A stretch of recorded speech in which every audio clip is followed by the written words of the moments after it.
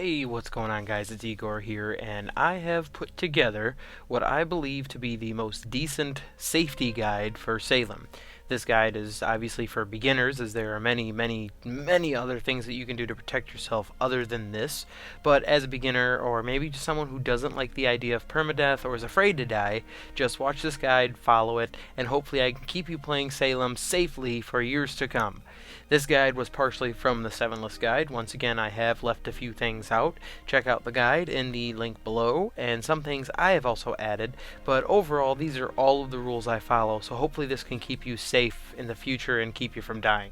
And starting from the number 5, which is be polite at all costs. This one is very important, mainly because if you are getting into Salem, you get in the IRC chat and whatnot, which I'll post a link for down below, you're really getting into the forums, or you're just standing around Boston, be polite as possible. 80% of the people I have ran across in Salem are actually willing to help me or trade with me. Salem actually has a very good community, aside from people that just like to kill people. But however, if you are labeled as the idiot or annoying person, people can actually memorize you without kinning you. So you'll never know it, but they have you memorized so they can identify you and pick you out of a crowd. So that is something to keep in mind, because if somebody sees you out in the wild or happens by your settlement, they might not do anything, but as soon as they start seeing you're getting some stuff, they might just come back and you might have a raided base when you log on the next day.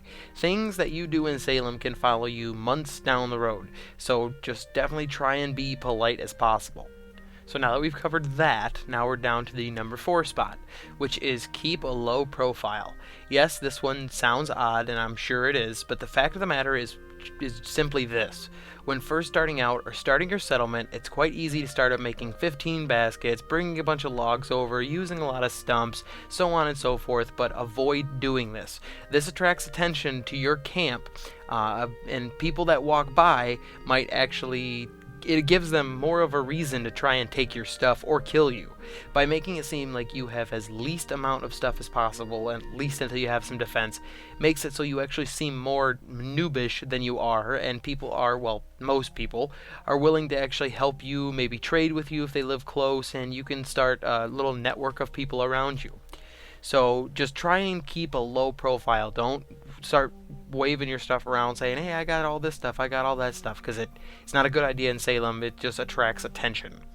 So this actually brings me to the number 3, which is never stockpile things of value that cannot be stored on your character when you log out. If you do, fully expect them to be missing the next day until you have a very thoroughly defended base. Now, I'm not saying it will happen, but I'm just saying just assume that it will, because that's the best way to think in Salem. Prepare for the worst and be glad when it doesn't happen. If you have no more than 20 to 30 minutes worth of work that can be stolen from you, raiders hitting your base will be a much less devastating problem. Use your good inspirationals when you find them. Never cook food into the final edible form until you are ready to feast on them, so on and so forth. It just makes your life a lot easier. If you do have things of value, keep them on your character. When you log out, you won't even have a problem. So if you find an Indian feather and an arrowhead, you don't have a chance to craft it into a savage charm, keep it on your character. Don't put it in a basket, don't put it in a box, keep it on your character, and then just log out, and then no one will be able to take it from you. So with that said, now we move on to number 2. Trust no one you meet in person within the game. It's sad to say, but as a beginner, it's better to trust absolutely no one. I don't care if they brought you 3 deer, if they help you chop down a tree, but if they're out wandering around, it's quite unlikely that they're just foraging and willing to help you out. Now, some people are. I've ran across plenty of people that are, but once again, prepare for the worst, be glad when it doesn't happen. They might actually appear like they're out foraging and wandering around, but they're actually out foraging to kill people. So it's just better to trust absolutely no one. Keep your distance. Don't run up to them and say, hey, hi. It's just bad. Just kind of keep your distance and be paranoid like everyone is going to kill you. Which, yes, it actually kind of contradicts number 4, which was keep a low profile, because I was basically saying, you know, oh yeah, people are going to be more willing to help you and blah, blah, blah. The problem is that if people walk by your camp, just be aware that they are there. If they start up a conversation, or you can start up a conversation, that's fine. But just trust nobody. I mean, even if you've known them for a week, make sure you really know them well and make sure you've done some trading with them to actually assure that they are trustworthy. You don't want to be trusting people and then come to find out they just backstab you and take all your stuff. So it's just better to trust absolutely no one. Now, if you want players to meet up with, then it's really easy. Just use the forum. I'll put a link down below for the forum to, actually meet up with people looking for groups, so on and so forth, all that kind of stuff. It's a lot easier. You can meet people and you can get their forum accounts that way. You've got their forum name. So at the very worst, if they're going to betray you, at least you have their forum name to kind of put it out there and let people know that this person is a backstabber, so on and so forth. I've never seen it. I've heard people that have had that happen. So just better to assume the worst. Now, if you're about to be attacked by someone, and you know you're about to be attacked by someone, and you have not been hit by a combat ability, so if they have not punched you, if they haven't done any sort of damage to you, log off. It's really easy, it's really simple. All you have to do is type :LO in the system bar, which all you have to do that is you just, when you're out wandering around and you're not in the chat window, you just type :LO, enter. That is the system command for log out. It's quick, it's easy, and you can do it in less than 2 seconds. So if they're running at you and you're like, oh crap, I'm going to get attacked, log out. Simple as that. If you have not been hit by a combat ability. Or hit the X button on your client. Simple as that. That also logs you out immediately sometimes, most of the time. The other alternative is to run to your claim and port back to Boston, in which standing anywhere on your claim will port you back. So if you're even near it, just step onto it, port back. Because it is extremely crucial to understand that a new character or fighting as a new player who is unprepared is really essentially suicide. And that brings me to the number one reason, which is your most valuable asset is your character. I cannot stress this enough. It is extremely important to remember that nothing in Salem is more important than your character. The reason I say this is because that nothing you acquire will take longer to get back than the character you used to get it.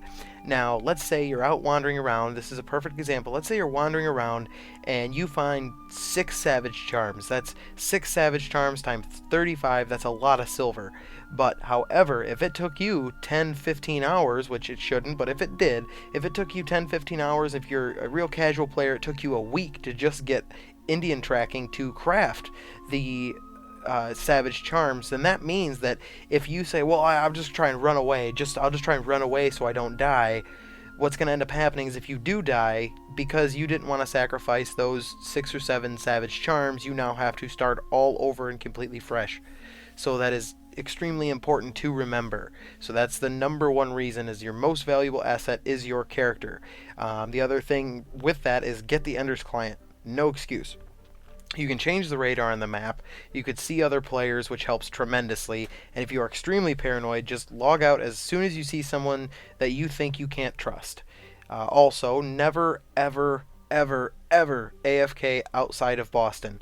It's extremely important, just don't do it. Logging on and off is very easy to do, so utilize that. Use it. I don't care if you think you'll be gone for 30 seconds or 10 seconds. It doesn't take somebody long to kill you if they have, 80 to 100, humors. It will only take a matter of 10 seconds. Or if you haven't seen anybody in a full week, it doesn't matter. Just if you're going to go AFK, log off.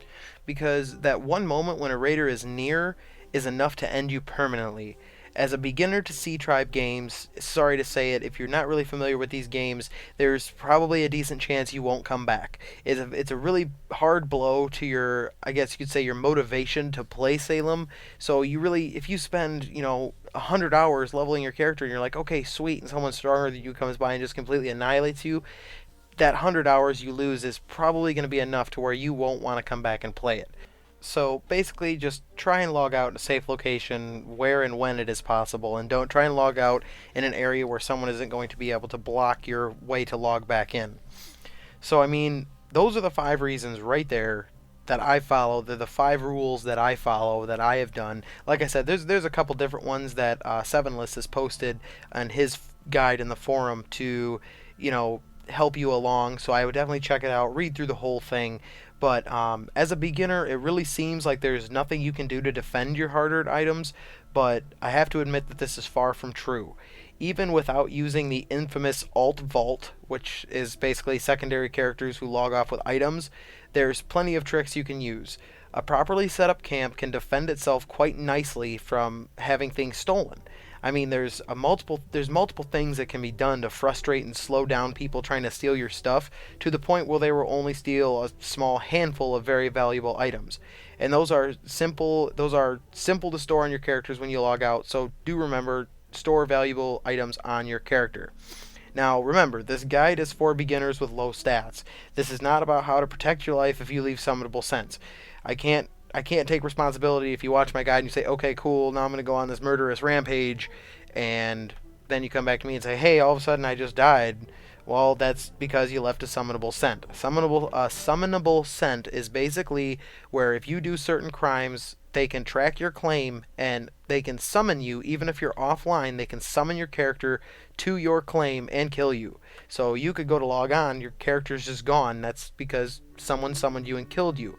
So just remember, trespassing and punching but not knocking someone down are the only two scents that are not summonable. KOing someone in self-defense leaves no scent, I believe. I'm not 100% sure if this is true or not, but if they attack first, I don't believe that it leaves a scent. Now, murder always leaves a scent. Murder leaves a scent for a very, very long time. So, like I said, this whole, in conclusion, if you go on a murderous rampage, this guide is not going to help you. It is for beginners. It is for people with low stats, so just remember that. Always rush towards building a split rail fence, or preferably a stone hedge. That stone hedge takes simple fences and quarrying to get, while the split rail fence just takes simple fences to acquire.